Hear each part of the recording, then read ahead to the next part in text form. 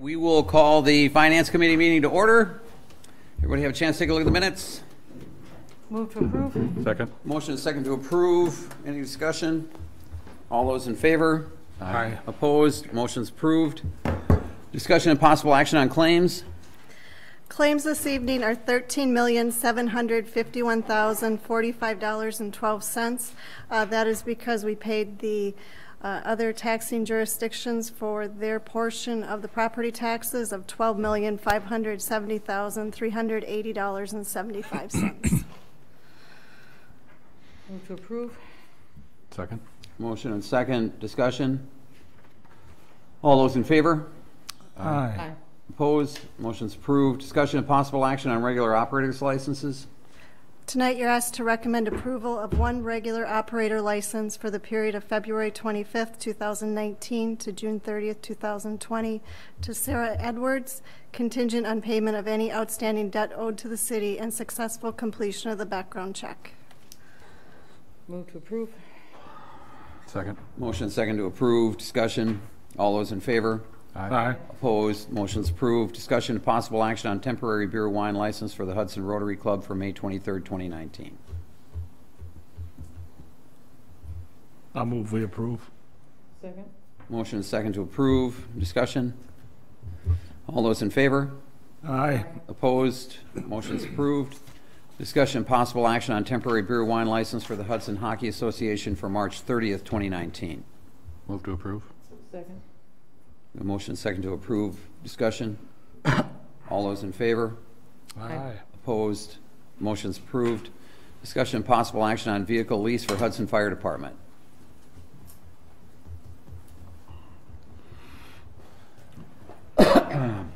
Chief? Honorable Mayor, Finance Committee members, we had budgeted for in 2019 for leasing a vehicle for the chief, and we went out and solicited some bids, and we came back with a low bid from Hudson Chrysler at $373 a month. The budget we had for 2019 was $440 a month, so it's a little bit under budget, and it was cheaper than the comparable enterprise. Okay. What kind of vehicle are you getting for that? It is a Jeep Cherokee. Is it red? I think it's going to be white. Have we leased before? No, we haven't. The police have been leasing for a while, and at this point with our capital budget and that, we thought it'd be a good point to lease one for 3 years and then see where we're at as far as staffing and everything else to what we may or may not want to purchase instead of committing, kind of see what it looks like. So it's kind of I know they put mileage caps on leasing. That's not an issue. it shouldn't be. It's 15,000 miles a year, so that should be fine. Cool. Not taking many trips with it. No. I'll move to approve. I'll second. Motion and second to approve. Discussion. All those in favor? Aye. Opposed? Motion's approved. Thank you. Thank you. Discussion possible action on appointment of interim finance director. So we can talk about that right now. I don't know if anybody has any questions. I had sent out an email to everybody, just kind of, this will, if there's any documentation or whatever, that way there'll be someone to execute the documents. I'll make the motion to appoint Devin as the interim finance director / treasurer effective March 1st until a new finance director / treasurer begins employment with the city. Second. Motion and second. Discussion. Is do you have a time frame of what you're trying to accomplish? I mean, as far as hiring, the apps are due back March 11th, which is I figured we'd meet at 6 o'clock that night for finance, go through them, and then hopefully that following week, maybe early in that following week, get interviews depending on what applications come in, so that we're. Did you open the ad already? Yep, I mean, the Monday after Rich, normally we would go through the thing where you'd okay it and stuff, but Rich thought we should get moving on it, so we didn't figure there would be any opposition. So, Okay. So we should, if all goes well, maybe mid-April. Okay. If depending on how quickly we're able to find someone and their timetable wherever they're at. So. I have a question. I'm wondering if there's any recommendations from the sitting finance officer about our next hire? Any recommendations or insights to what type of personnel we should be looking for, somebody's qualifications, et cetera? Well, I had briefly talked to the mayor that I'd like to do an exit interview, and I thought as part of that exit interview, I could give some qualifications that I thought would be helpful. Cool.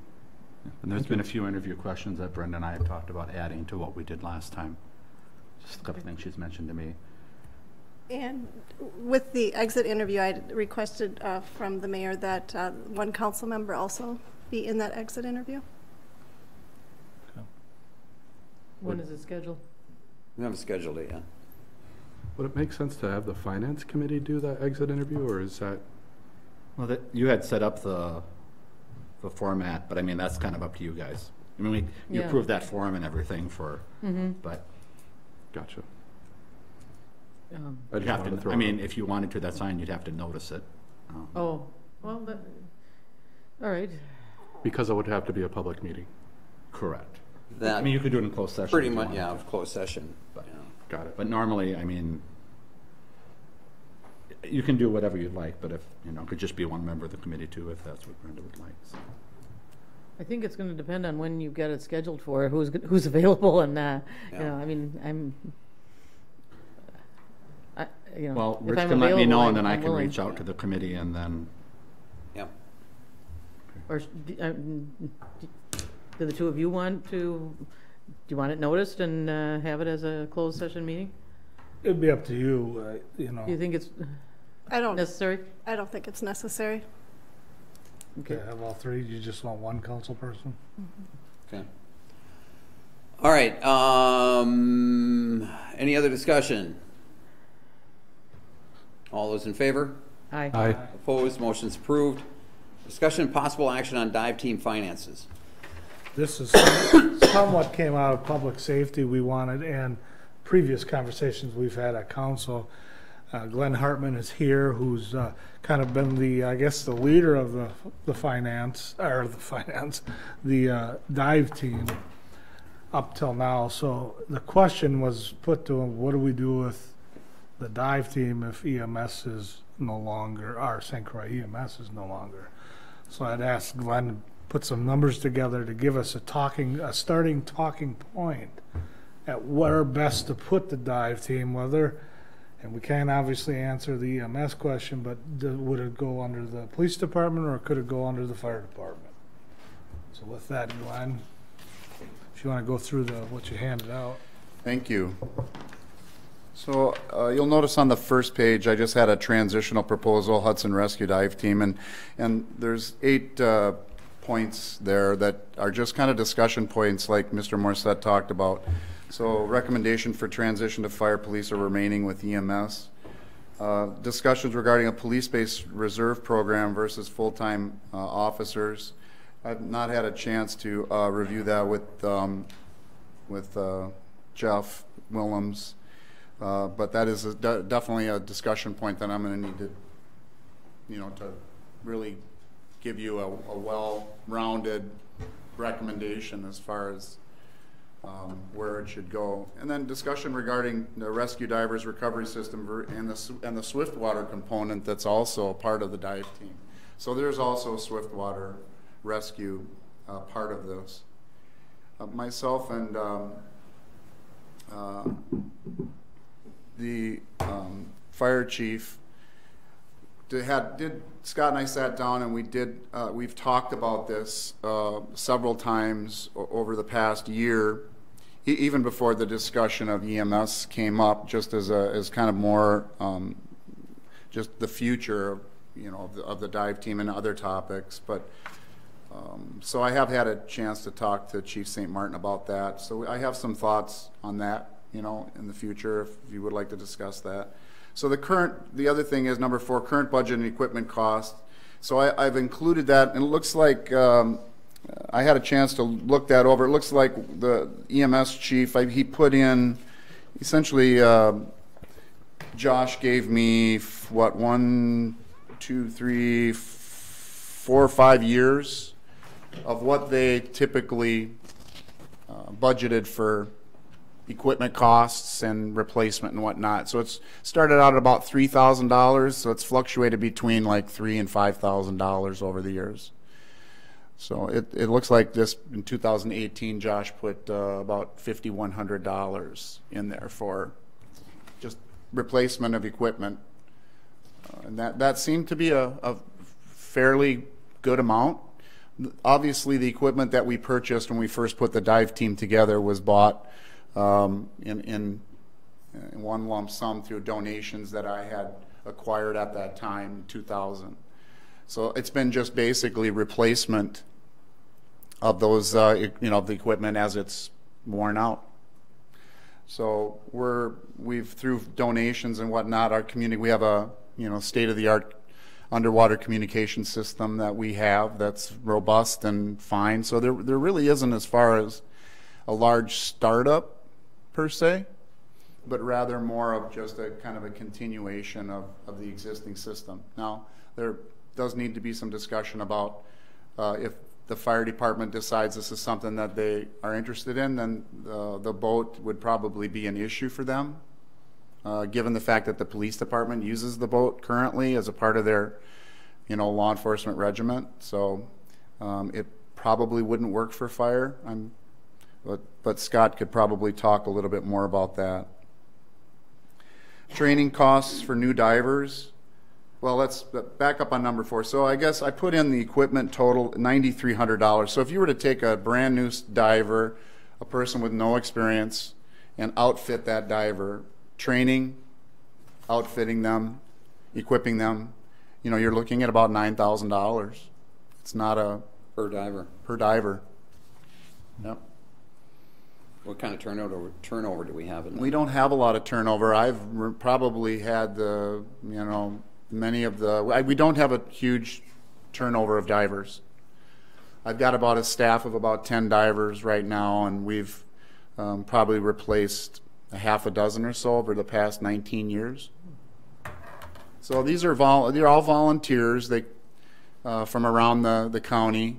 Many of them are already firefighters. Many of them are firefighters with other jurisdictions. We've had police officers on our team in the past. I have a police officer on the team now.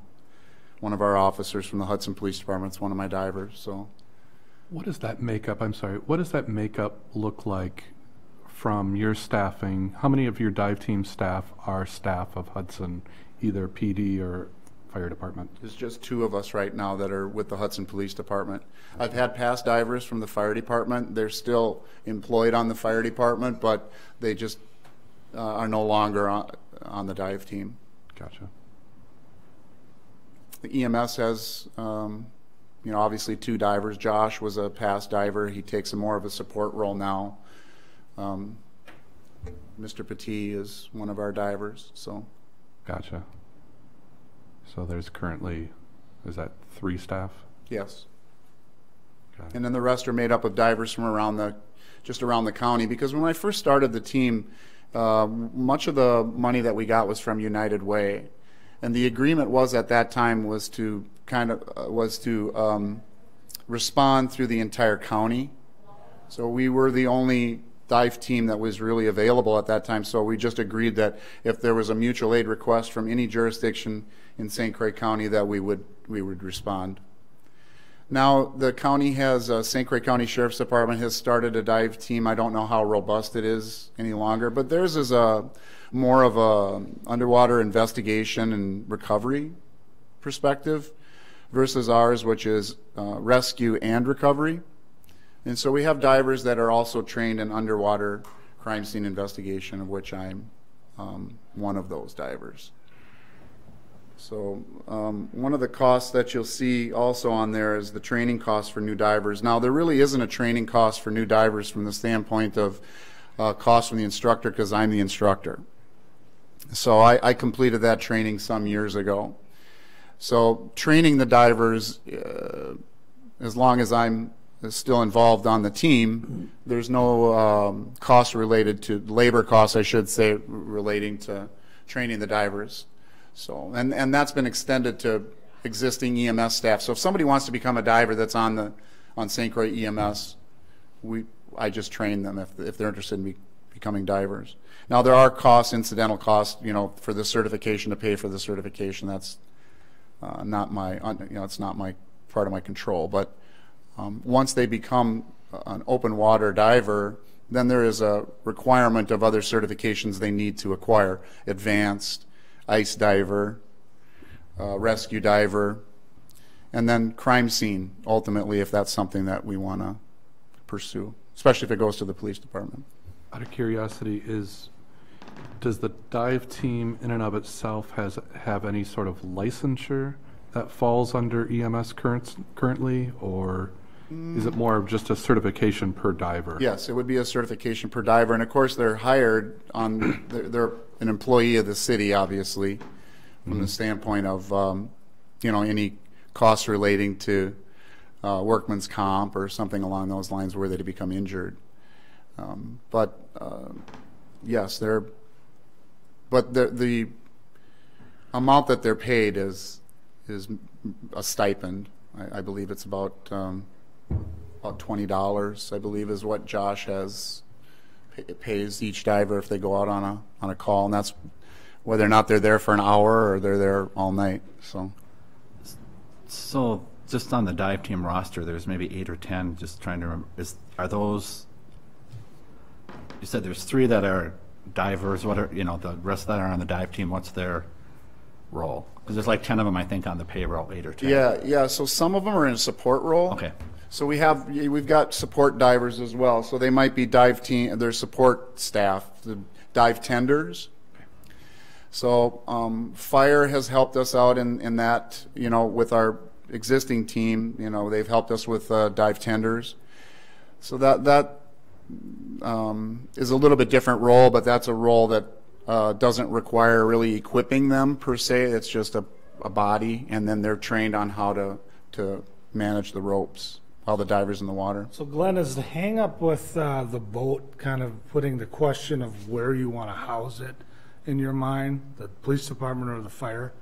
Is the hang up of the boat? There's no hang up. I think what it is there's probably just two, the fire department, Scott can speak more, probably more clearly to this, but when we first purchased the boat, there was a discussion about doing a kind of a partnership with the fire department and putting a pumper on the front of it, a fire suppression system on it, and they just opted at that time not to move forward with that. Well, the police department and EMS recognized we needed some, just because our call volume was going up and up out on the river as far as rescue calls, medicals out to the islands. I mean, it was just something, crimes that were being committed.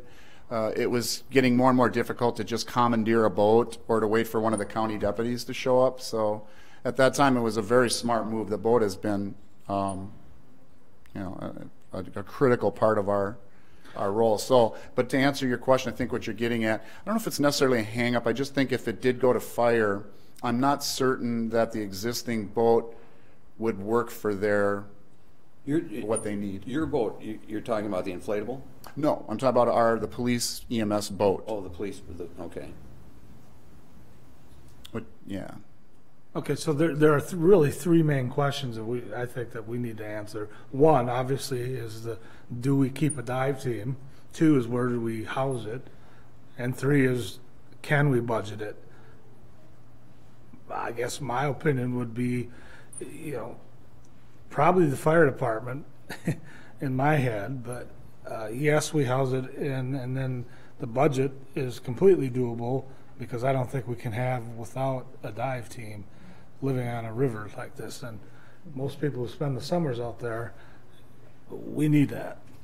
It's an insurance policy, especially given the fact that the Duchess and Afton Cruise Lines have just are now leaving out of our dock. Those are several hundred people that are floating around on the river, and there's if you go Google the Sea Wing disaster, which was the turn of the century, where hundreds of people were killed when a storm came up. It was the largest inland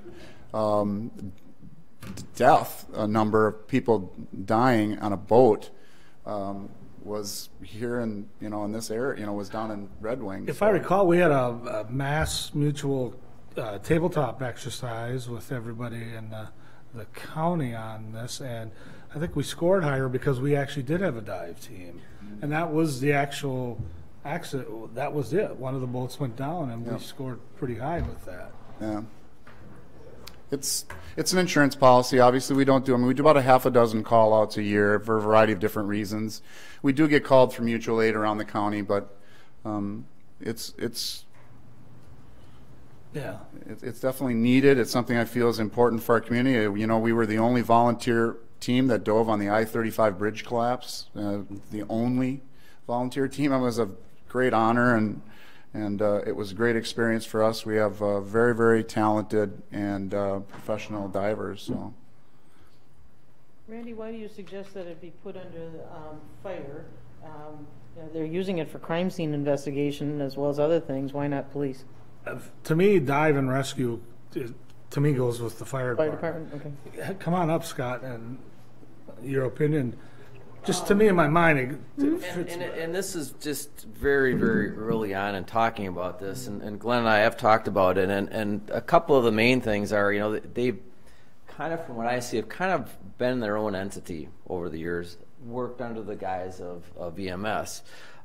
So if that's the proposal, basically they just kind of work under whoever, whether it's police or us, and keep their same format they use is one thing.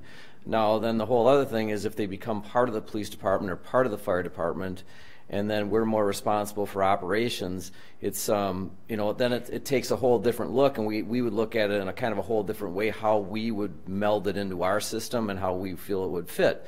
So I think that one of the decisions the council needs to make is, do you want to basically keep it as it is now, and maybe even I don't really see a big issue why they couldn't keep it on their own as a dive team. Big issue would be where the budget would go. And that's the question. My only, we took over rescue back when I first arrived here, and kind of did it because it needed to be done, and all the parties agreed. We did it without really taking any budgetary concerns either. We inherited some equipment, and it's been challenging for training and everything else with us. So before we would take something like this on, we'd have to have some big discussions on, are they going to be firefighters and all that, or is this going to be a separate entity like it's been successful running kind of on its own? So we're by no means looking to take anything over, and it's decisions. We need to put it somewhere. Yeah. That was my first thought. But I mean, I think when you decide that, you have to know what it's going to look like. Is it going to basically stay a department on its own and just maybe a sub-department where it doesn't much matter where it goes? So, Chief, is this your pushback that you want the police department to have it? No, not at all. But I think Glenn agrees. I think it's an important part of this public safety. But how you integrate it into either department, or do you kind of keep it on its own? And that's the question, I guess, that we pose you. If they're successful on their own, do they need to be underneath somebody, or do you want to keep that entity basically separate, or do you want to? And and I've talked to Glenn about is, if it's going to be a fully part of the fire department, then it kind of opens up a lot of other things we have to talk about, and it's under the guise of my, managing it, and along with our other staff, and we have our hierarchy of assistant chiefs and everything else. So that's just some of the things I think you need to think about when you're doing it. So, and I guess that's, if they're successful now, I don't know. Do you It need ain't to broke, put don't mix? fix it. Right? Well, that's What changes need to be made? So and that's what I don't know. I mean, that's in my opinion, a lot of this comes down to the boat. I could be wrong, but right now you're using the fire or the EMS fireboat. Police boat. Police boat. We don't have a fireboat, do we? We Thought we did. so. As long as we're on that subject. yeah, I know. Can I ask you a Of course, we question, had one Glenn? heck of a fire out there last year that we brought boats in from Stillwater to put that thing out. So, Glenn, do you have a preference where it would go? I'm sure that dive teams, well, first of all, let me just say this. We need a dive team here. I agree with Randy. We have to have the dive team. So, I know that they belong throughout the municipalities here on the river, on water, that they kind of are all over the map. They could be with the fire, they could be with police. Which one do you think works? I do have my preference, but I think that it makes more sense to be with fire from the standpoint of budgeting, frankly. So if it goes with the police department, the police chief is going to have to decide whether or not he's going to use full-time officers, which runs into a whole overtime issue, which is huge, versus him maybe taking a look at a reserve program, a CSO program. So there's a lot of opportunities I could see where the chief could probably use that as an opportunity to maybe open up some of those other doors, and it affords an option. My concern with police is that with budgets sometimes when there's critical issues with budgets and there's going to be cutting that's going to be happening, I think that it's hard to justify a dive team because it's not a revenue-based system. It's expensive. And I don't know that you're going to have an argument here from anybody. We're a river town. We need to have a dive team. And I've been a public safety, all my life. I've been a firefighter, police officer, EMT. So it's difficult for me to assess that without really knowing what the preference is of the police chief as far as how that program would look. Okay. But I mean, my gut would be is that, like Mr. Morissette outlined, it's a rescue system. We're made up of public safety rescue divers. There is a underwater crime scene component to it. We've been involved with that. We were asked by the St. Paul Police Department. We recovered 2 handguns that were used in a homicide. So that became very critical when we recovered those handguns. So there is also a public, a law enforcement perspective to it as well. All right. Well, I have one quick question. Budget-wise, you were saying 5,000 or whatever. What are you anticipating the budget would be? Because you're saying that would make a difference on. We're right now, as far as equipment, we're where we need to be. Okay. So I don't anticipate, other than replacing some equipment here or there. Okay. Operations would be separate from a department, right? Is what you're getting at? Well, I'm wondering, right now they've budgeted 5,000 for the last several years. Never been a problem. We've always had enough money. Whether you as a group are looking at finding I'm just saying $50,000 a year, $20,000 a year, you were saying, where are we going to find the money? Where are we going to? What department are we going to put it in? Well, if it's in EMS, right? Right, but the question is, if it's 5,000 versus 50,000, that And one last thing I just leave you with, because I know you got to get going, is my role as well. So how is my role going to be seen moving forward? So with the fire department, like the fire chief talked about, he has a different hierarchy and how they're set up. If I suddenly come in, I'm not a firefighter. So how would I fit into that? I could see where there'd be some concern. Whereas on the police department, my role is already fairly well defined. So. Can I ask real brief, Glenn? What's the future of our dive team look like? How easy is it to recruit? Do we have any issues with anything like that? No. The thing is about public safety diving, it's kind of a, it's something that's very exciting until they train every month, and we train every month. So we're a very robust training. It has to be that way for a lot, variety of different reasons. So that's the other part of all this. But it's not hard to recruit people at all. It's hard to retain them because of the commitment. It's a huge time commitment. So that's the other part. But I agree with you. I'm glad to hear that you feel that the dive team is important for our community. It is very important. We have recovered. We have managed to revive people, though that is very unusual. We have managed to revive people, and that's a huge part of the joy that we get out of it, and retrieving loved ones. That happens just about every year. So, how much time do you spend approximately each week or each month on this? And I mean, I'm assuming that it's part of your salary as a police. No, it's not a part of my police salary, because if it would, I think you guys would know that, because it would be huge. No, so do we need to thank you for volunteers? No, I need to thank you for for settling our contract too. By the way, it was very nice of council. Thank you very much. But on the volunteer side, it's a lot of hours. It's an enormous amount of time, but it is a labor of love.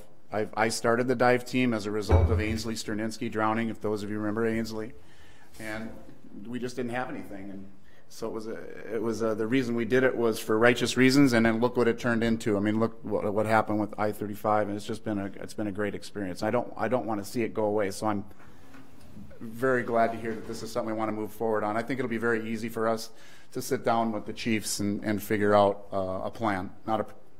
Not much of a problem with a minimal amount of impact. One last thing I do want to say is I'm working on a 501c3 right now, the St. Croix Public Safety Alliance. So we're hoping that we can get a robust amount of money coming into that to help support some of these, not only the dive team, Swiftwater, but all of public safety. So that's the reason why I started that and working on that. Okay. So, Mr. Mayor, if you want to move it back to public safety so we can Sure. have the conversations with the chiefs, we can develop a plan and Good. hopefully decide a recommendation of what department to put it. All right, we'll do that. Send it back. So move. Second? Got a motion and a second to send this back to public safety. Any discussion? All those in favor? Aye. Opposed? Motion's approved. Glenn, thank you for the presentation. It's good to get an update on what's going on. I think everybody's happy to hear about that. All right, we have a motion. Move to adjourn. Second? Motion and a second to adjourn. All those in favor? Aye. Aye. Opposed? Motion's approved.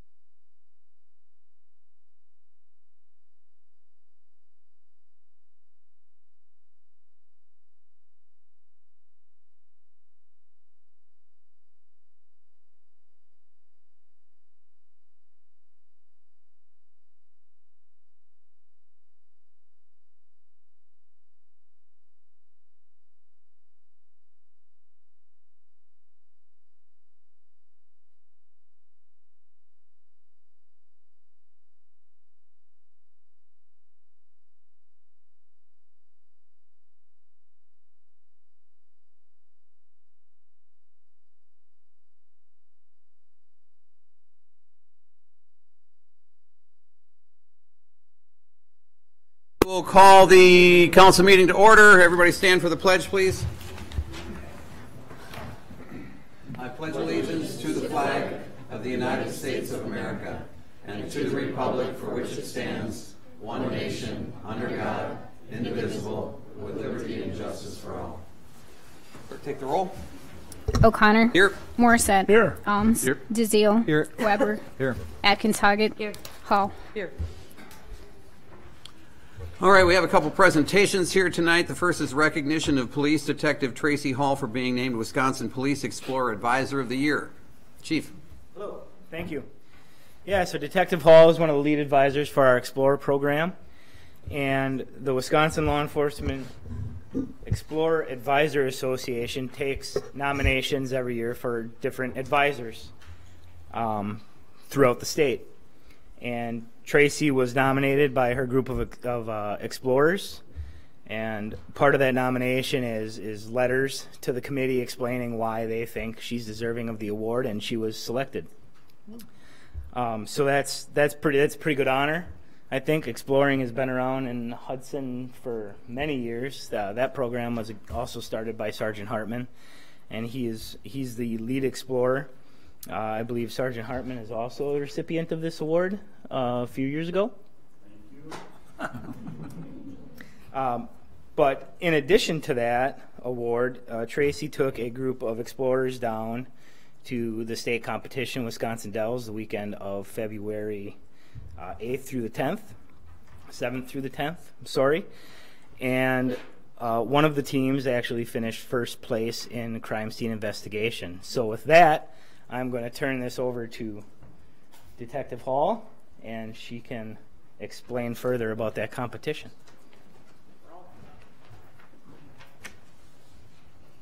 We'll let the kids talk.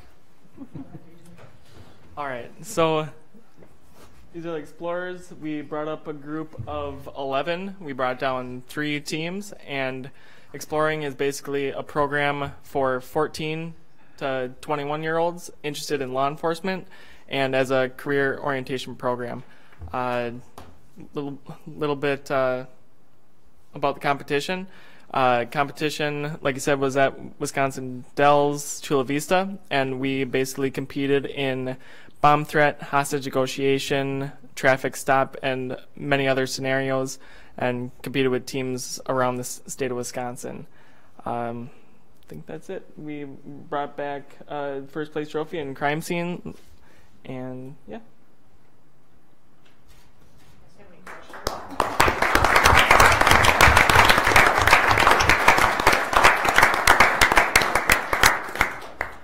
Anybody, any questions? Anybody? Tracy, show up if you Oh, sure. Huh? What I received down there. Awesome. Nice job.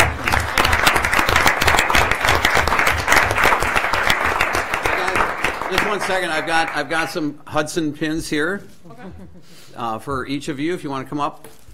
And Detective, very nice job. Thank you so much for the work that you're doing with this group. Very much. Nice job, guys. Thank you. Welcome. Congratulations. Congratulations. Congratulations. Congratulations. Congratulations.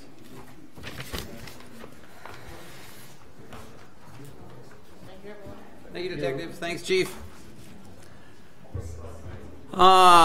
Next we have comments from citizens present. You're able to comment on anything that you would like to talk about tonight. Is there anybody? Yes, sir. Come on up, please, to the mic. To the mic. Okay. And identify yourself and your address, please. Okay. Hi. My name is William McManus. I live at 802 9th Street in Hudson, Wisconsin. I'm here to appear again, unfortunately, on the somewhat odd enforcement of the snowplow parking situation. I have a couple of suggestions. This is a brief comment and just a couple of suggestions for you. Give me a chance here. This is my City of Hudson 2018-19 snowplow exemption parking permit. I don't think there can be too many of us. I'm number 11. We paid for these at some point. I don't remember. Several years ago, I paid something. So I was here last year on a similar situation. Mayor O'Connor, you were very kind to listen to me then. And so, council members, Mayor O'Connor, thank you for a few moments of your time. I've already introduced myself. My name is William McManus. I'm a native of Hudson. I did not grow up here, but I was born in the clinic up the hill. Very proud about that. I'm very happy to be living in Hudson since 2003. I'm very impressed with as we can see, we got great police and emergency services here. I'm particularly impressed with the road crew. I think they do a superb job. However, I have one caveat regarding the snowplow exemption permits. So let me just tell you the latest example. On Sunday, February 10th, it was snowing in earnest, and by about 9 o'clock at night, we noticed that our neighbors, who were also in the same boat as us, no off-street parking, had parked in a line on the opposite street from our house on the very short Fox Street. I don't know how many of you are familiar with Fox Street. It's about 60 yards long. You could walk it in about a minute. It might be the shortest street in town. I went out after I noticed that all our neighbors had parked on the opposite street. I went out and parked our 2 cars at about 10 o'clock on the opposite side of the street. On the morning of the 11th, my wife went out at about 8:15 to find that our neighbors were gone, but that we had both received parking violations. Presumably everyone in that line of cars got tickets. I'm not sure. They were all gone to work or something. We have these permits for a number of years. My wife is from Ireland, where I used to live, and I will not share with you the fairly choice Anglo-Saxon verbiage, which she adorned her displeasure with this situation. It's just ridiculous. So, friends, there has to be a better way to do this. Now, I'm sure other cities are doing different things. You could have a situation where north and south streets were plowed, and then everyone could move their cars to the north and south streets, and then you could do the east and west streets. I don't know. But we paid for these permits. I don't know when we paid, but we have paid. We have no alternative. We have no off-street parking. As I said, there can't be too many of us. There aren't even any places this year where we could park in our lawns. The snow is 2.5 feet deep out there, guys. I don't know what to do. The citation, I have these 2 citations, which I'm prepared to pay for this evening. I have my check already made out.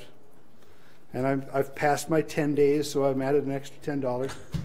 The citation says the officer was on hand at 5:36 a.m. on little teeny Fox Street, where it can't be an important through street. It's difficult for me to believe that this could be a priority. The result has to be that, and I can't be alone in this, that people feel as if we're sort of being picked on or victimized here for the simple problem of, being. I was thinking about this. I thought maybe there's 10% of us in town who don't have off-street parking. I think it must be less, because I'm number 11. So I have a little handout here. I don't know if you want to see it, but I'd be happy to hand them around if you want to see it. These are my ideas for altering this particular ordinance. So, 1, I'm asking for no police action of any kind regarding parking during a snowplow event before 9 a.m. I think that's only fair. If this had been the case on the 11th, I wouldn't be here. 2, I'm asking for warning tags only for all cars parked on the street during a snowplow event for the first 24 hours. Again, if this had been the policy, I wouldn't be here bothering you with this.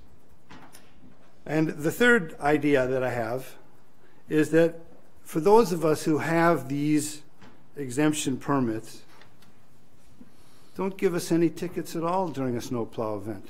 We've already demonstrated to you that we're willing to go out of our way to play by the rules. We have to come down here every year and ask for a brand new permit, fill out a form, get them sent to us days later.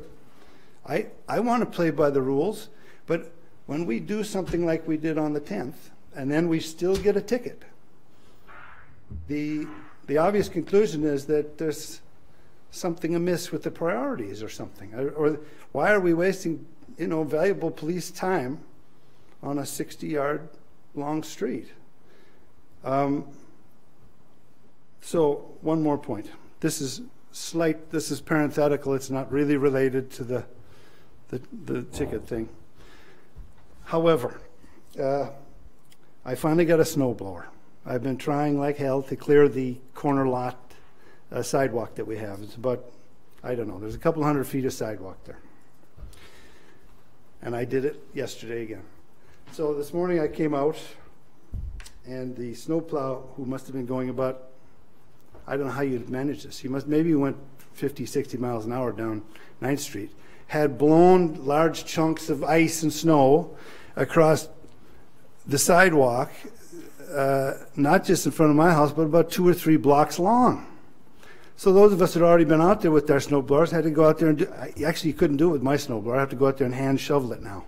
So there's gigantic chunks of, concrete block-sized ice across the entire sidewalk. I don't know how he did it, because the boulevard's 8 feet wide. So maybe if the guy could slow down, or just, if he's in a big hurry, come back later when he can slow down. So that's a suggestion. I have the tickets here. I'm willing to pay them right now. Thank you for your time. Thanks, Mr. McManus. Sorry about your problems. Any other comments? Any other comments? Any other comments? All right, we'll close that portion of the agenda. Discussion and possible action on consent agenda items.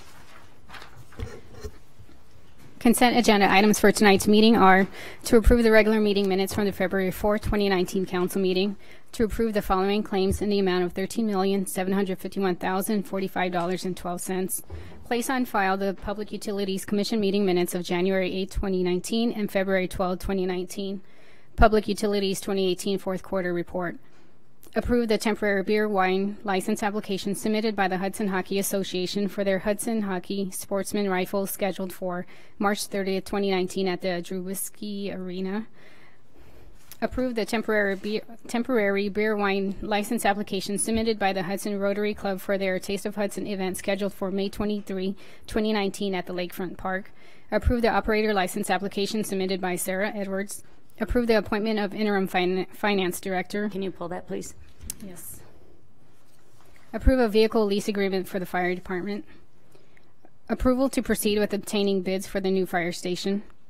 Approval of the 2019 Vine Street improvements plans and specifications and Hagen Street Trail improvements, and to authorize Bolton and Mink to proceed with the advertisement for bids.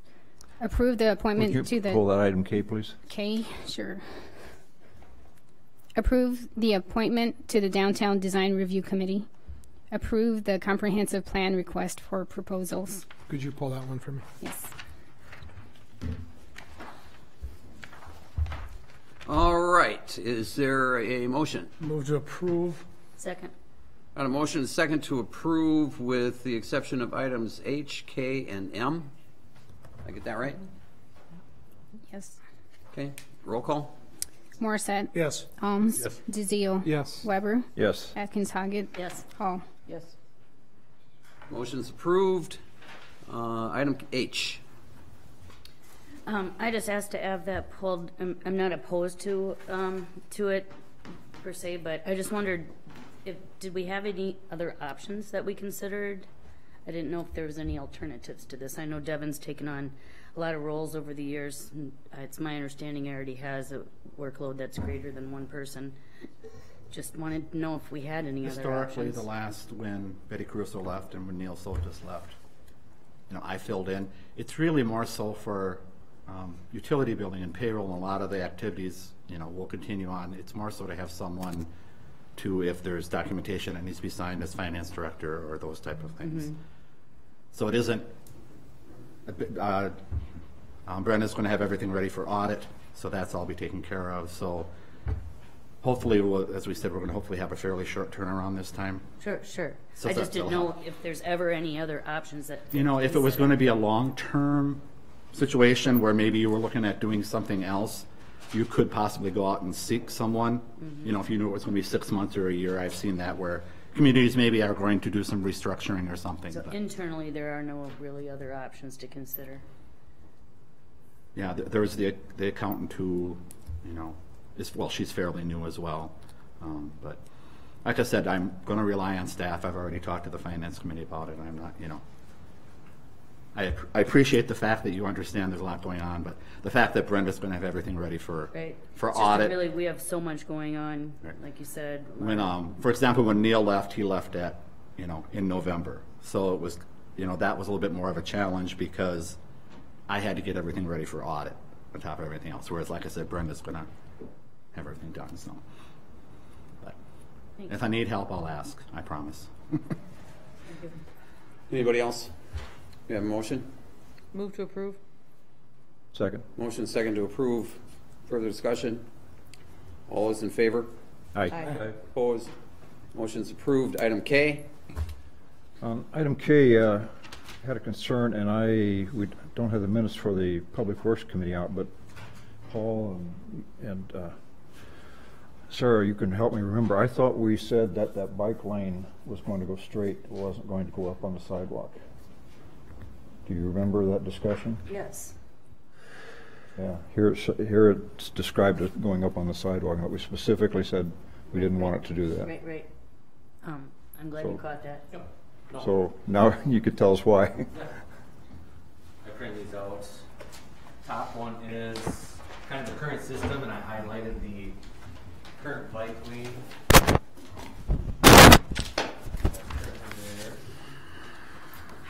then the second sheet is the proposed changes of Wisconsin and Vine intersection. At Public Works Committee, the committee did want to keep it on the road as it is currently. I did check with the traffic engineer after the meeting and told him about the committee's request, and he said due to the width of the lane and adding in the two new lanes, that it just wasn't feasible to keep that bike lane, designated bike lane. There's not enough width, basically, unless we start bumping back curbs and obtaining more right-of-way to keep that bike lane on the road. So they suggested diverting it onto the sidewalks like 200 feet south of that intersection. Yeah, I understand that proposal, but our proposal was that the bike lane become part of the through lane, not a separate lane. It's actually part of that through lane, which is done in a lot of places. I mean, I've seen many cases where that's the way a bike lane was handled. But if you have a designated bike lane on the road, it has to have its own designation. It has to have its own. You can't have the bike lane, what do I say, be a part of that through traffic lane. Absolutely, you can. So if someone gets hit on there. Absolutely, you can. Shared roadway, that's what it's called. Okay. Maybe we need to look a little bit deeper into that to verify that, but I've seen it many places. Okay. And I can. No, that's fine. I can. That's what the traffic engineer suggested to me Yeah, and told me. I know that. I'm sorry, but. Yeah, and I'm just doing what he tells me. So. Yeah, I don't know. But just so. I don't know how I say this carefully, but sometimes the traffic engineers are not up to date on how to handle bikes and automotive together. Yeah. They That's just, how you say it. Jim, what do you want to do? Well, I think, I would approve everything except we need to figure out how we're going to handle that. It's not a big impact that I see. The other problem is putting up on the sidewalk. That's not a wide sidewalk there. Mm-hmm. That's not sufficient for bike and ped, so you're going to have to rebuild the sidewalk to make that correct. Mm-hmm. So. You want that portion to go back to committee, or what? We can go back to the committee, but we're going to have to bring some resource in somehow, Sure. to resolve this, because it's, we have a pretty strong opinion, but it's an opinion. We're going up against a person who's supposed to be educated, but I don't think I've got a lot of ad hoc experience. And what I don't want to do is I don't want to delay the project either. Exactly. Nor do I. This has to. You're gonna challenge engineer is what you're trying to do? Well, I'm asking them to look at it broaden the box that they're using, and look at how it's being done. Look at AASHTO. Look at national, some of the more up to date AASHTO studies and recommendations. There are things out there that are methodologies that are being used other places. So I think we need to, and I don't know the engineer's credentials. I'd like to move that we approve the design as it's presented and contingent upon research, however you want to word it. On resolving that issue Yes, between but staff. to continue with this project, I want to move it forward. That's my motion. And we can get it published and get the the bids going, and I can second that. Second that? All right. Everybody good with that? Yep. Can you repeat the motion, please? No. I'll move we approve the design as presented, contingent that we, or however, what. Staff resolving with. Staff resolving what she. The bike, yeah, the bike trail issue regarding on the road or on the sidewalk. Thank you, Randy. That's what I said. Yeah, at wherever it's located on the specs. And just for, I'm sorry, just for clarification, so we don't have to run into this issue with everything we do. Yep. The biking committees. We need to make sure our engineers are going down the same path so we don't delay projects anymore just for these bike lane things. Because otherwise we're going to get tripped up on every project coming down the pipe. And I don't want to deal with it. Yep. Understood. All right. Anybody else? Just to address that, we are making an effort to try to figure out how we bring this. This came out of Public Works. I know, Jim, but there's there's just been a lot of past practice of stopping or trying to stop projects for bike lanes, and I'm getting tired of it. Just my opinion. Well, my opinion is that maybe we need to move forward and to actually think about bike lanes when we design things. So it's not, we don't have to rebuild the project at the end. Everybody good? All those in favor? Aye. Opposed? Motion's approved. Thanks, Mike. Item M. Yeah, I just wanted to get Michael up here. I'm sorry, Johnson. Tiffany's here. Oh, Tiffany, I'm sorry. Oh. Sorry about that. You have to use their last names like we do. Oh, yes, I'm sorry about. So so can you just talk generally about, I know I read this, and there's a need to update the comprehensive plan, obviously, from the Wisconsin state law as I read it. So the idea is to put out an RFP for a consultant for up to $100,000, if I'm reading this correctly. Yep.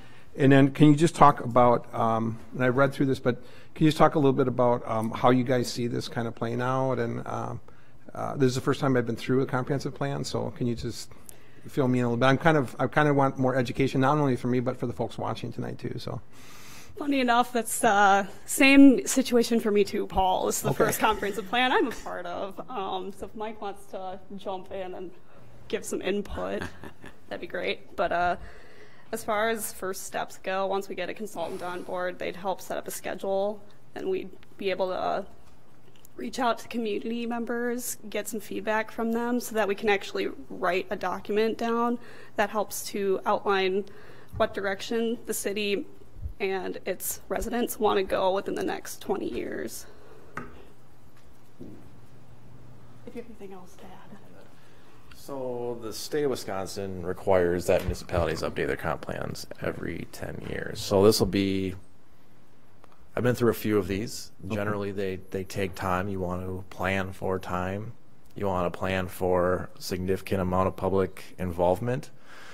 Because this plan does set the vision of the community especially from a land use and built environment standpoint, right, for the next 20 years. So you'll see some pretty big topics, and I think it goes back to what the discussion was earlier on bike trails or just general transportation issues. We need to be planning for these things, not reactively or as they're happening in short-range planning, but long-range planning. And this is what the comp plan is. It's a living, breathing document You've seen over the past few months, or at least in my tenure, we've seen amendments to the comp plan for land use.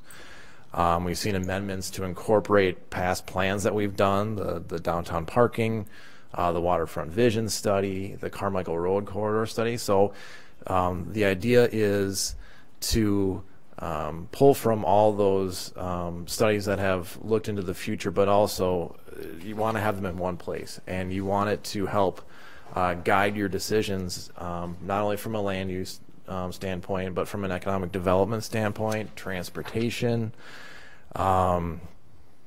environmental. What do we really want this community to look like in the next 20 years? So that's my, I guess, little elevator pitch. Mm-hmm. It's a fun process. It is. It gets people out. It gets people involved. It touches on some areas that obviously need to be discussed. So. And then Mike, where it says, it says, due to the availability of the following documents, the city feels that several sections will be completed with their assistance. And then it lists like the reports that have been done in the past, like the parking survey. So is the idea that those are updated, or is the idea that that's just put in there as part of like we've done this research? Or no, those are not just studies that we've done, but they're ones that the county has done. They're studies that the regional planning, the RPC, the Regional Planning Commission's done. So it's going to be set up as a repository. So as these consultants are putting together proposals, they see the issues and the trends. It gives them a good catalog and guidebook to start digging into some of what, familiarize themselves with Hudson, but also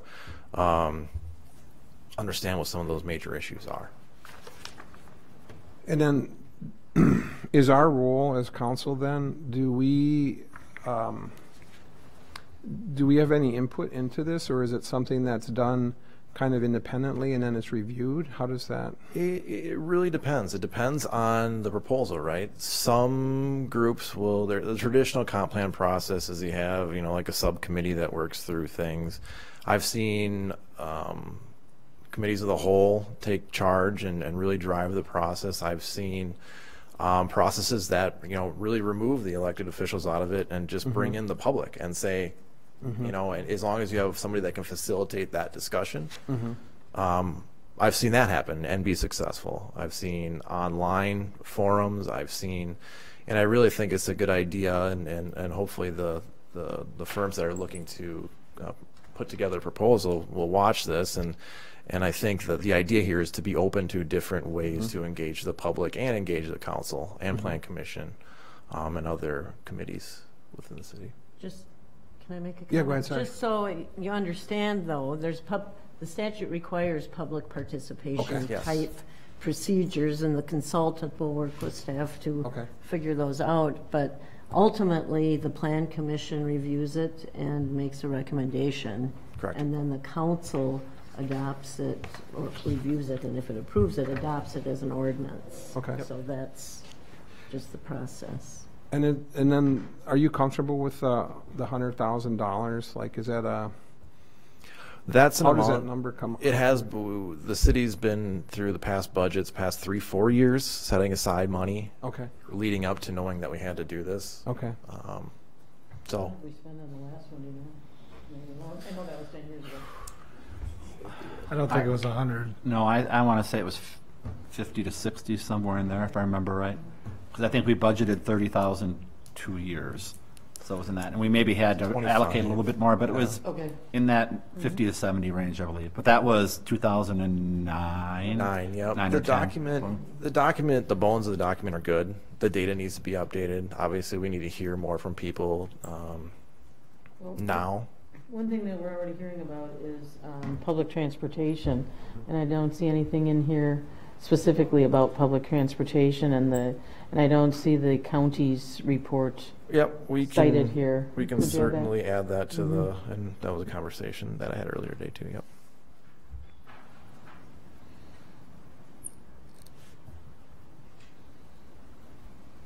Well, I'll move We have to a motion? approve.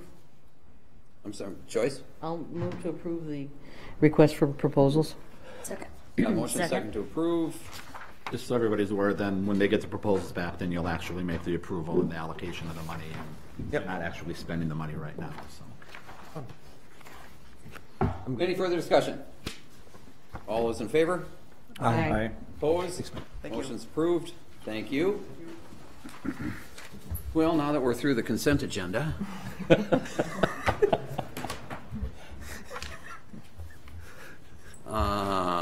see, I need to go back.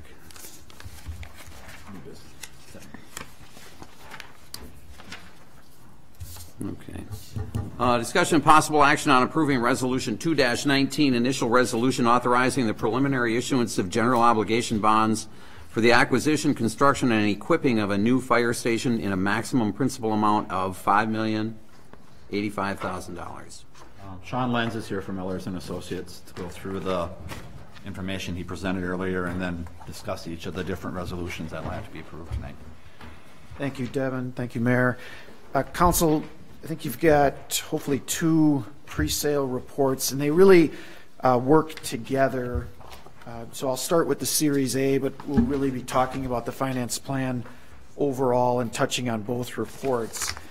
What the city has done the last couple bond issues and note issues is we've combined 2 years worth of financing. So in, I think it was 2017 was our last go around, in an effort to take care of 2 years worth of projects at one time. And so we've had an overall strategy moving forward with that approach in mind. So if I can have everyone go to Exhibit 1 of the pre-sale report for the $5,960,000 corporate purpose bonds. The projects, and work with Brenda on the projects for this 2-year period, and then we work with the bond attorney, and we put them into 2 categories based on a couple different criteria. The bond issue is targeting primarily street and the fire station project. They fit under the statutory authority for the issuance of bonds, which is debt going out up to 20 years. And the types of projects match very well with paying over a time period that matches with the useful life of the project, or does the financing in a shorter term than the useful life of 20 years.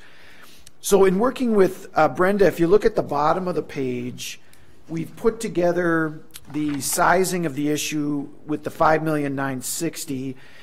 And if you look at the sources of funds, I just wanted to highlight 2 things.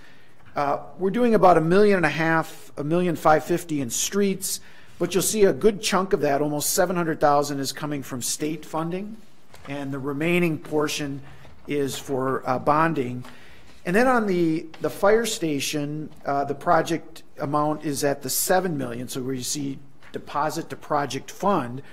And if you look up above, the bonding is into 2 categories: cash contribution, which is made up of the capital improvement fund, and then dollars you're taking out of your undesignated fund balance in order to make a contribution to lower the borrowing. I'd like to clarify that amount. Sure. I think I had brought it up a couple different times on whether we wanted to max that to 200 or 2 million. Yep. And reduce it over the longevity of the loan. Would be cheaper for us or smarter for us to ask to bond more and take less of our cash contribution. I guess that's a question. Maybe I'll start, or go ahead, Brenda, you start. We did lower it. We had $2 million coming from the general fund, and then the $525,000 from the capital project funds. And so we did lower the general fund contribution to 1.5. Okay, so this is just reflecting the combination on the cash? Combination on the cash. Okay. So it's 1.5. 1.5 from the plus general. Over, 1.5 million from the general fund, and then 525,000 from the capital projects undesignated fund balance. Okay, that makes sense. Thank you. Okay, was there any other questions then on just the total package for the bond issue? So again, the primary categories are streets and fire station for this borrowing. On the top of the page then you'll see the proposed repayment schedule over a 20-year period. The first 8 years of the 20-year term would be non-callable or non-prepayable, and the last 12 years, the city council at any time during that period of time could make prepayments or refinance the entire debt. So the first 8 years, non-callable, last 12 years, callable. And the payments are entirely expected to be paid back through your annual budget as part of your tax levy that the city would set. As Devin mentioned, to tie this back to the resolutions as we go through this, the way the statutory process for issuing bonds works, step one is the council will approve 3 resolutions, well, actually 4 resolutions related to the issuance of bonds. One will be for the street portion in the amount of $875,000, and one will be for the fire station portion in the amount of $5,085,000. A third resolution is to publish the approval of those 2 initial resolutions, and then the 4th resolution combines them into a single bond issue for sale of the $5,960,000. Now that doesn't lock into the final rates and terms. That'll happen in April. We'll take the bids and bring those back for your approval. But the statutory issuance process, that's step one for this evening on the agenda. The other thing before leaving the bonds that I wanted to update the council on are exhibits 2 and 3. The state does limit the amount of general obligation debt the city can issue to 5% of the equalized value of the city. So if you look at the red line at the top of the page, 5% of the total value of Hudson is about $95 million, and that's your total borrowing capacity. And if you look at the blue bars at the bottom, and this is inclusive of the proposed 2 issues that we're going to talk about this evening, the $5 million and the $2 million issue, we're at about approximately 26 million. So you are very far short of that limit, just so you know where you sit. The second item that we've tried to keep the council updated on, Exhibit 3, here we wanted to give you a little bit of a view of the impact of these 2 loans on the overall debt levy that the city will have. And so I'd have you focus on the blue bars. This year, 2019, you've set your budget last year in 18, and you're at about 2.3, I think it is in that range, Brenda, the total debt levy. And in working with Brenda, what we've set up for the repayment of this new debt on top of the existing debt is for the next 2 years, the debt levy will remain at the same level that it was this year. And so as Brenda and I have worked together, Devin's been a part of this, we've been a strategy of trying to set the city up where we try to keep it at level, and then as you look at the blue bars going from left to right, they're set up to decline, so that depending on the capital projects that come up in 2021, the next planned 2-year borrowing, we've got some capacity to add that new debt at that point, try to stay at that same overall number, which I think fits well with your budget and kind of dovetails back to a 5-year plan that we did a few years ago. And I know some of the council were active participants in that. So I think that's a real good picture that we're adding a major project right now in the fire station, but kind of keeping it overall at that same total debt levy for your next couple years' budgets. You anticipate some kind of a rate, the reaction on our bonding rate? On the rating? I'm hopeful that we're starting to push more. We're at that AA2, again, very good rating for the city. As you continue to grow, your fund balance has remained very strong. I think we can continue to start making those arguments. Hey, think of us maybe as a AA1. So we will certainly push on that, Randy, as we talk with Moody's here in the next couple of weeks. Okay. Yep. What do we need to do to get there? I think the biggest factors the last time for Hudson were honestly just pure size in terms of how many people live here, how big is the tax base, Mayor. My recollection is that was kind of the biggest area, and you guys can't do a lot about that, but you are doing what you can in the economic development and redevelopment initiatives.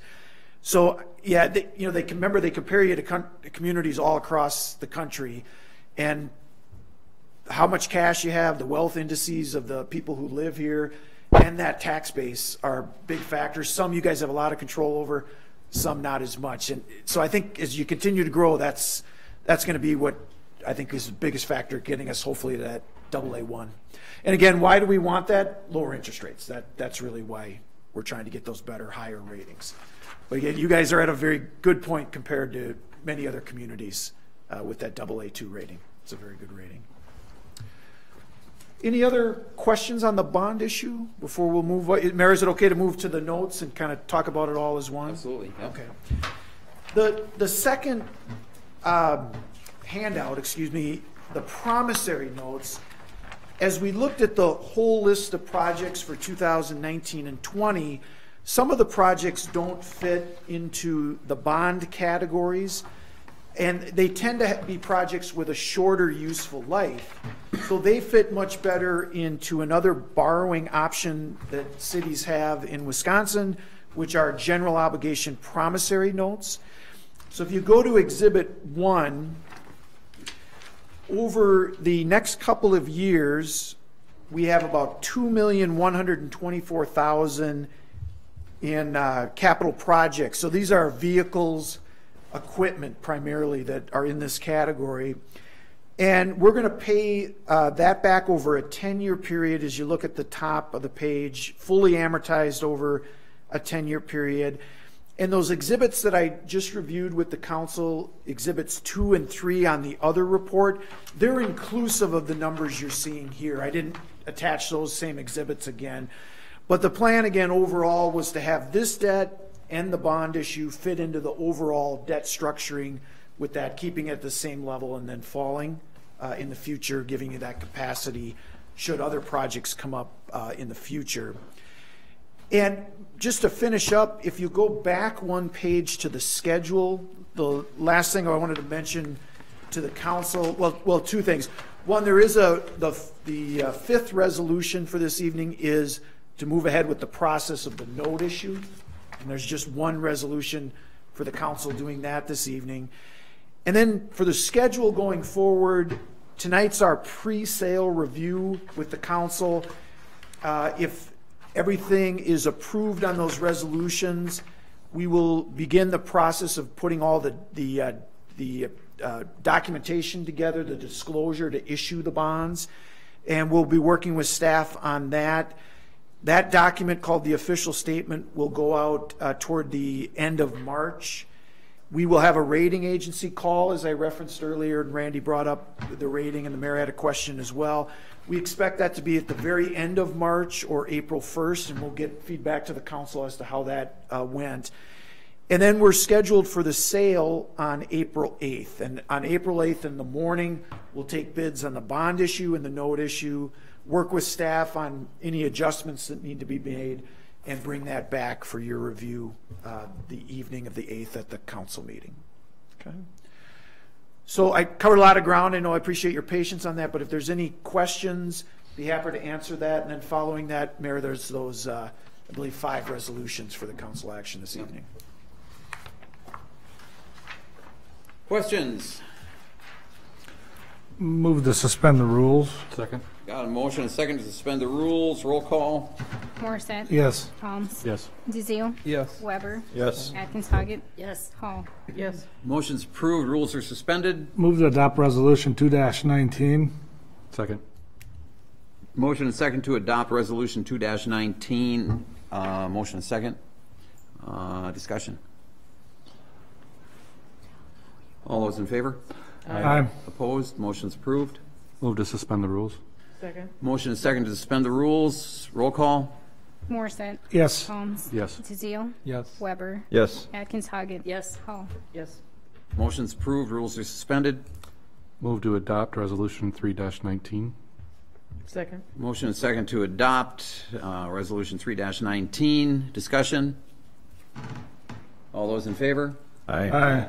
Opposed? Motion's approved. Discussion and possible action on approving Resolution 4-19, a resolution directing publication of notice to electors. Move to suspend the rules. Second. Motion and second to suspend the rules. Roll call. Morissette. Yes. Alms. Yes. DeZiel. Yes. Weber. Yes. Atkins Hoggett. Yes. Hall. Yes. Motion's approved. Rules are suspended. Discussion. No. What? Didn't we need a motion? Oh, I'm sorry. I apologize. Getting ahead of myself. I'll move to approve. Good. Thank you. 419. 419, yeah. We got a motion, second? Second. Okay, motion and second to approve Resolution 4-19. Discussion? All those in favor? Aye. Opposed? Motion's approved. Discussion and possible action on approving Resolution 5-19, a resolution providing for the sale of general obligation corporate purpose bonds Series 2019A in the maximum principal amount of $5,960,000. Move to suspend the rules. Second. Got a motion and second to suspend. Roll call. Morissette. Yes. Alms. Yes. DeZiel. Yes. Weber. Yes. Atkins Hoggett. Yes. Hall. Yes. Motion's approved. Rules are suspended. Move to adopt Resolution 519. Second. Got a motion and second to approve Resolution 5-19. Discussion? All those in favor? Aye. Opposed? Motion's approved. Discussion and possible action on approving Resolution 6-19, a resolution providing for the sale of general obligation promissory notes Series 2019B in the maximum principal amount of $2,200,000. Move to suspend the rules. Second. Got a motion and second to suspend the rules. Roll call. Morissette. Yes. Alms. Yes. DeZiel. Yes. Weber. Yes. Atkins Hoggett. Yes. Hall. Yes. Motion's approved. Rules are suspended. Move to adopt Resolution 6-19. Second. Got a motion and second to adopt Resolution 6-19. Discussion. All those in favor? Aye. Opposed? Motion's approved. Oh, we're all out of those. That's too bad. Huh? Excellent. All right. So next thing we have is closed session. But before we go there, I just wanted to, because I don't know, what time we might come back and who might be here, who might not be here when we get back. So I just wanted to recognize Brenda Malinowski. Obviously, everybody knows that Brenda has, unfortunately for us, I sincerely believe that, tendered her resignation for the city. It has been my pleasure in particular to work with Brenda. I think that she is the most talented financial director that I have ever worked with. And I am very sorry that we are losing her. And I can't tell you, I'm still in denial, so I think that... Me too. I don't think she's going anywhere, frankly. But no, it's obviously Brenda is moving on into what she believes is things that are going to be better for her and for her family, for her future, and for that, I'm delighted. And I hope everything goes well for you in the future. And if it doesn't, we'll have an interim director for a little while anyway. But Brenda, it truly has been my pleasure and an honor to have worked with someone as good at what you do as you are. And I can't thank you enough for helping me understand some pretty complicated numbers that we've been dealing with over the last couple of years. So thank you very much. We really appreciate that. And as I said, it's going to be a tremendous loss to all of us here at the city as a resource. And echoing his statements, the staff feels that way as well. So she will be very much missed. So did you want to say anything, Brenda, at all, other than adios? Or? No, I just want to thank the mayor and the council. You make decisions for your family, and that's what this is. And so I've enjoyed it. I've enjoyed the staff. You have tremendous department heads here. I think you all know it. And the person that fills my shoes, they will do so great because of the council, the mayor, and the department heads. Thank you. Thanks, Brenda. Good luck.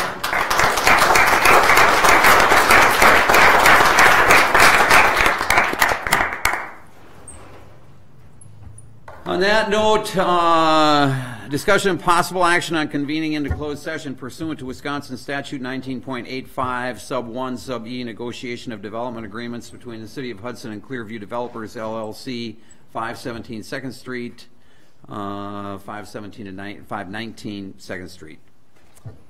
Move to go into closed session. Second. Motion second to go into closed session. Roll call. Morissette. Yes. Holmes. Yes. DeZiel. Yes. Weber. Yes. Atkins Hoggett. Yes. Hall. Yes. Motion's approved. We will go into closed session and be back. Wait a minute. Are we, Kathy, just 1 second. Are we going in for 2 different things tonight? Just the one? Okay. All right. Sounds good. Rudy across the street.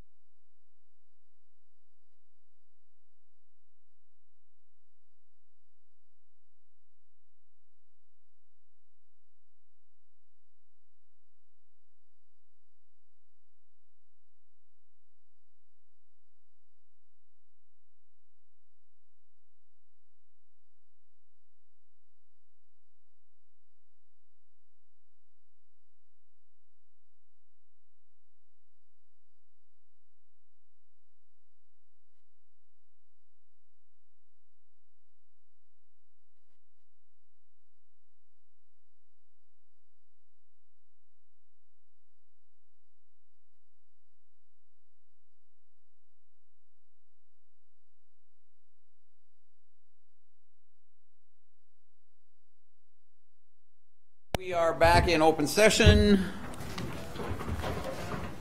Move to suspend the rules. Second. Got a motion and second to suspend the rules. Roll call. Morissette. Yes. Alms. Yes. DeZiel. Yes. Weber. Yes. Atkins Hoggett. Yes. Hall. Yes. Motion's approved. Rules are suspended.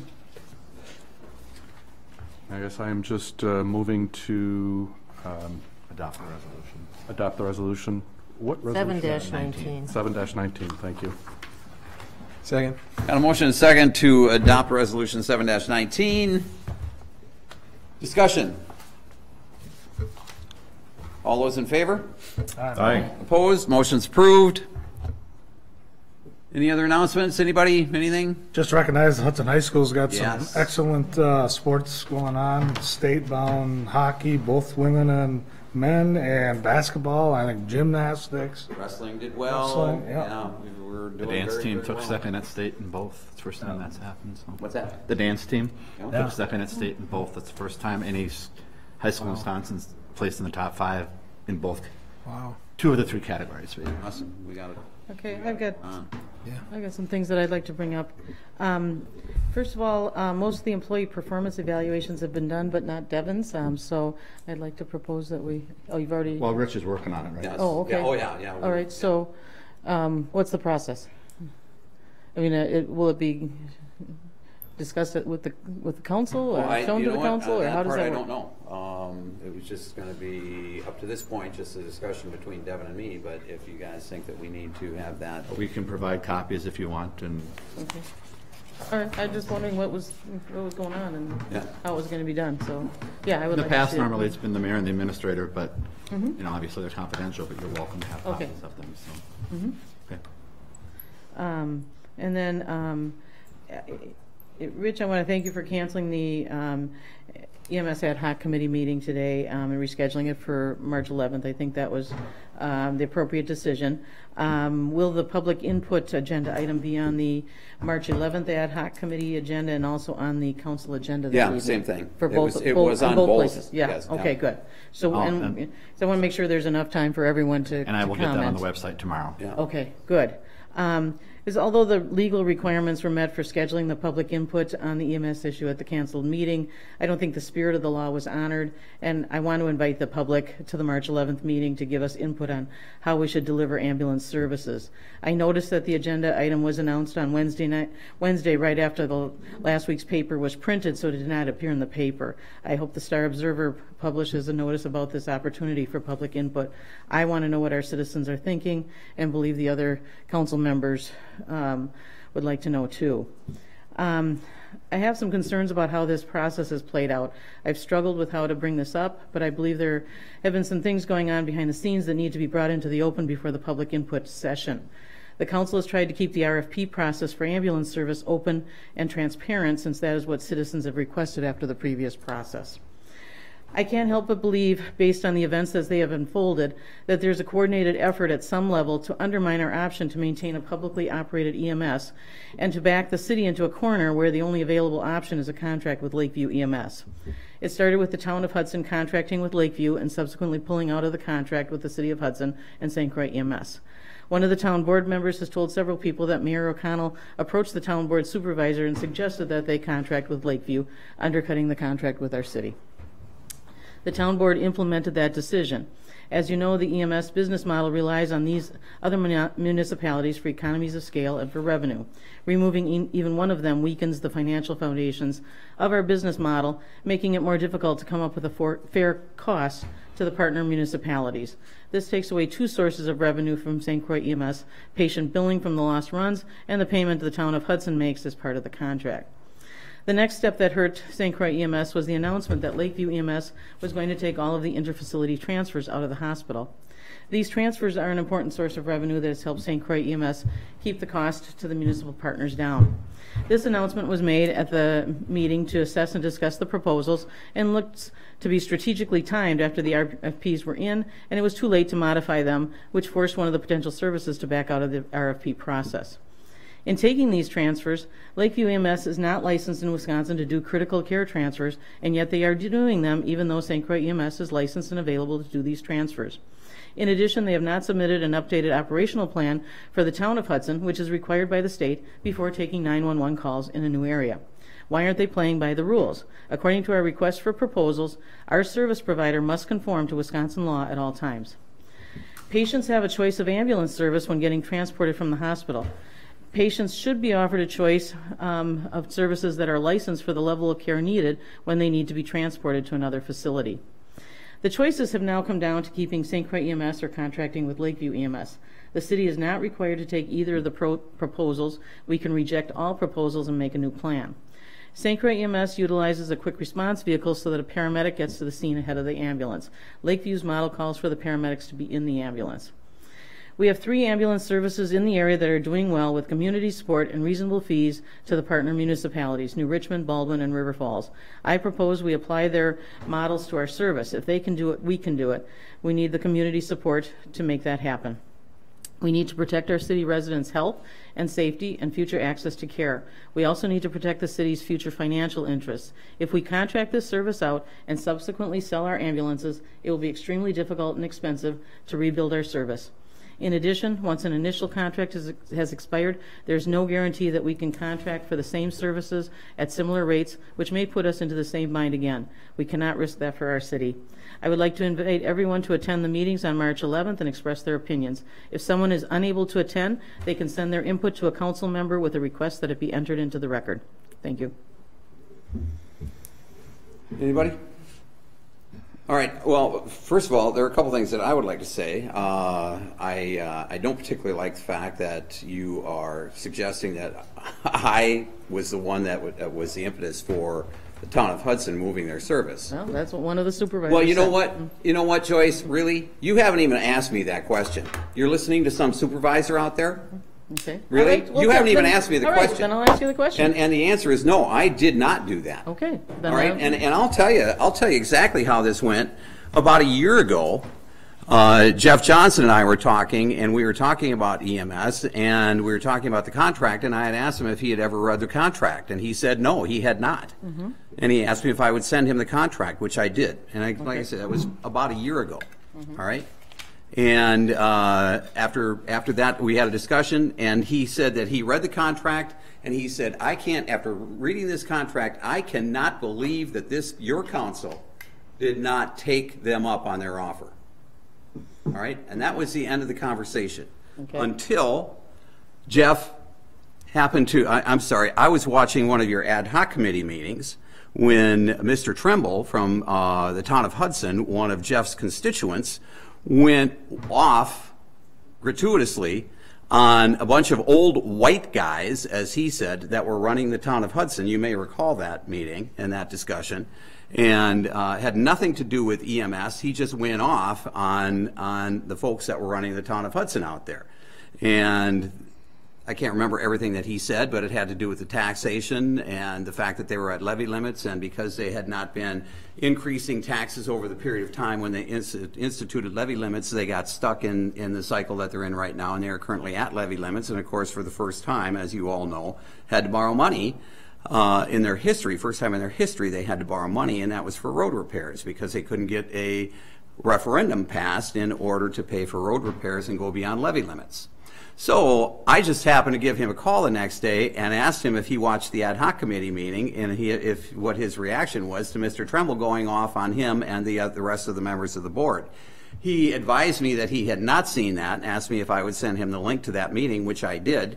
He called me the next day and said he went off, and he said, I can't believe this guy. I can't remember everything he said, but he was mad. And he said, I am so mad that I called John Mueller today, and we are having a conversation. Okay, thank you There for you clarifying. go. All right? So that's how that happened. And every single conversation I had with Jeff since then, up until the time of his passing, every conversation I had, he referenced that meeting again and referenced his constituent, Mr. Trimble, going off on a bunch of old white guys, keeping them down in the town of Hudson.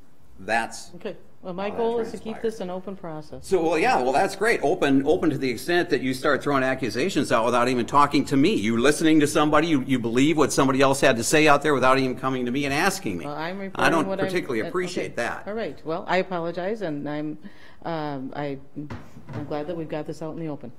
Second, you know, the whole thing about the transfers with Lakeview, and you know, we're demonizing. There are people here in this council that continue to demonize Lakeview. And you know what? Like their proposal, don't like their proposal, vote for it, don't vote for it. But these people have provided a great service to our community. Health Partners has.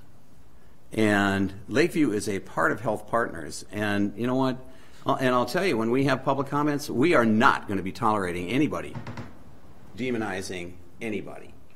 And relative to the transfers, I think they were pretty clear in conversations they had with a number of the council members here that they were going away. There was no way they were going to be able to maintain their what they were doing out in the town of Hudson without taking transfers. And frankly, even if the town of Hudson had chosen not to go with Lakeview, those transfers were probably going to go away at some point in time anyway, because it's an economic decision for them. They're their transfers.